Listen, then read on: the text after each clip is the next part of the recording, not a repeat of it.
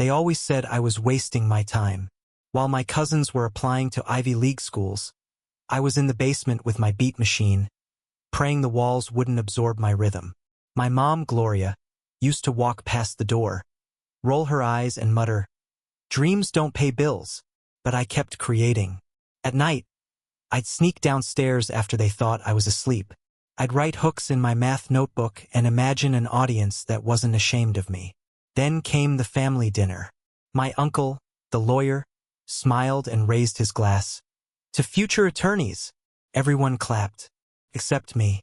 I wasn't invited into that future. And that was the night I knew I'd have to make my own stage. In our house, achievements were currency, but only if they matched their blueprint. My older brother, Marcus, was the golden child. Captain of the debate team, pre-law scholarship, framed certificates lining the hallway like trophies. My mixtapes, hidden in shoeboxes under the bed.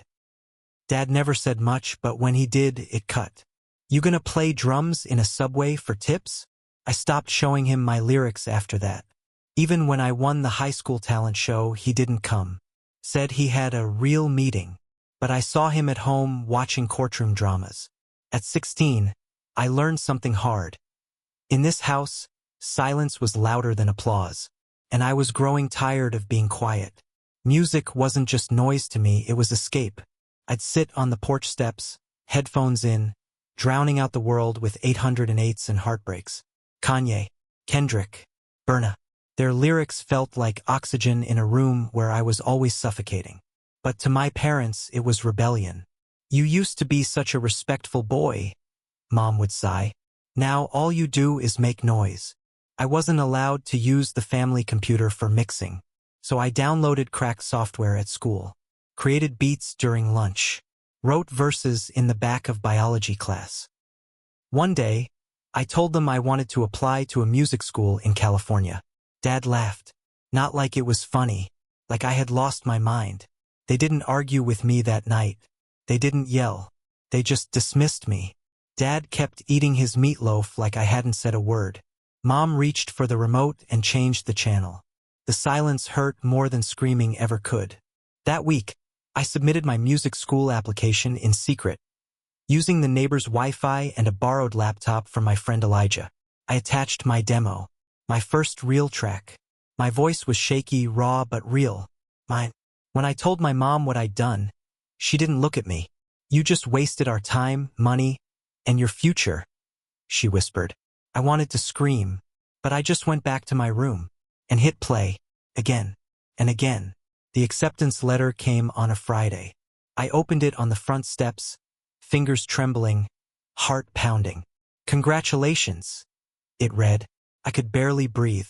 I ran inside, holding the paper like gold. Dad didn't even look up from his newspaper. "We already enrolled you in pre-law at Howard," he said flatly. "But I got in," I said. "Full ride." He folded the page slowly. "We're not flying you across the country to chase delusions." Mom added softly, "It's time to grow up, baby." They tore it up that night. My future, my voice, my dream ripped in half on our kitchen table. That was the first time I cried without making a sound. And it wouldn't be the last. That summer, I stopped speaking unless spoken to. But every night I wrote. On napkins, notebook margins, old receipts. Lyrics poured out like leaks in a dam. Fast, furious, desperate. I wrote about rage, about feeling invisible in a house that only saw degrees, not dreams. I'd hum quietly in the dark, recording hooks on my phone when the AC kicked in to muffle the sound. That phone became my studio, my sanctuary. One night, I uploaded a snippet to SoundCloud, no name, no face. Just truth. By morning, 50 plays. By next week, 100 more. I didn't tell anyone, not even Elijah, because they wouldn't understand. But the internet did, and that gave me just enough light to keep writing. Our home was never warm, just quiet. Not the comforting kind. More like walking on eggshells with noise-canceling headphones on. No praise. No, "I'm proud of you." Only schedules, rules, and silence sharp enough to cut through skin. Dinner was predictable. Marcus shared law school updates. Mom nodded. Dad grunted. When I tried to talk about a new beat I made, forks kept clinking. No one looked up. Even birthdays felt like obligations. One year they forgot mine. I didn't remind them. I blew out a candle in my room, alone. Whispered a wish I didn't say out loud. Please, let me leave someday. I wasn't asking for love anymore. Just enough distance to finally breathe. It happened during another silent dinner. I had released a track under the name Blaze Carter, and it had just crossed 10,000 plays. A blog even reposted it. I thought, maybe they'd be proud. I told them. Dad didn't flinch. He wiped his mouth, stood, and said, "You've got two choices. Law school or leave this house." I looked at Mom. She wouldn't meet my eyes. Just whispered, "Don't throw your life away." But I wasn't throwing anything. I was choosing me, for once. I packed that night. Just my mic, my laptop, and 2 shirts. Marcus didn't even say goodbye. I shut the door behind me, heart pounding, and I didn't look back. Not even once. Atlanta disappeared behind me as the Greyhound pulled away. I had $63 in my pocket and a backpack filled with beats, heartbreak, and hunger. Elijah's cousin in Nashville had a couch, and that was enough. The city felt different, louder, messier, alive. Nobody knew me. Nobody cared. And that was strangely freeing. Days, I handed out flyers for a barbecue joint. Nights, I begged for mic time at hole-in-the-wall clubs. Got booed once. Got ignored more. But I kept coming back. Every no was fuel. One night, I performed for 7 people. One clapped. That was enough. I wasn't chasing fame anymore. I was chasing fire. And it was starting to spark. The first real studio I saw smelled like sweat, weed, and broken promises. I loved it. The mic was taped together. The headphones crackled. But the soundboard? Magic. I offered to clean the floors just to be allowed near it. Slept on the couch more than once. Ate instant noodles 5 nights straight. But I listened, learned, absorbed every knob twist and bass tweak like scripture. Eventually, they let me record at 3 a.m. when everyone else was gone. That's when Echoes of Nowhere was born. One mic, one voice, one truth. I uploaded it before sunrise. By noon, it had 300 plays. By midnight, a DM from a local DJ. Everything was about to change. I was still broke. Still borrowing Wi-Fi from the gas station down the block. But now, people were listening. DJ Corey hit me up after spinning Echoes of Nowhere at a college party. Said the crowd stopped talking. "Who is this?" they asked. He invited me to perform at his next set. I had no money for new clothes, so I wore my cleanest hoodie and fake chains. Stood behind the mic like it owed me something. 3 minutes. One verse. A hook that cracked the ceiling open. They screamed. Not booed. Screamed. I walked off stage, chest full, hands shaking. I wasn't famous, but I was no longer invisible. And that was everything. I never had vocal training, just trauma and tempo. Each lyric was a scar turned into melody. Every chorus, a cry they ignored back home. I sang what I couldn't say at dinner tables. Rapped what silence had buried. Corey introduced me to beatmakers, engineers, other hungry kids with stories stitched into sound waves. We shared food, dreams, rejections. We built music from pain. The first time someone cried after my set, I froze. She said, "Your song felt like my life." That night, I sat alone in the studio, staring at the ceiling, tears running quietly. Not because I was sad, because, for the first time, I realized my voice wasn't just noise. It was survival. Most nights, the studio felt like church. Dim lights, empty chairs, just me and the mic, confessing into the dark. No audience, no applause, just echoes bouncing off bare walls. I'd record the same hook 20 times, chasing perfection I couldn't afford. Sometimes I'd fall asleep with headphones on, the beat still looping. Other times, I'd walk home in the cold, humming verses to keep warm. The grind was brutal, no pay, no guarantee, just hunger and faith. I missed birthdays, missed calls, missed home, but not enough to go back. This mic was my only friend. and it listened better than anyone ever had. Corey wasn't just a DJ, he was a spark in human form. He saw something in me I hadn't even named yet. "You're not just a rapper," he said one night. "You're a story they need to hear." He started bringing me to bigger gigs. College block parties, underground rap battles, even a rooftop show in Memphis. Each time, the crowd grew. He introduced me to Kara, a gritty producer with an ear like steel. She listened to one demo and said, "We need to record. Now." I had nothing, just verses and bruises. They had space, sound, and belief. Together, we built something raw, something real, and for the first time, felt like home. We called it No Apologies.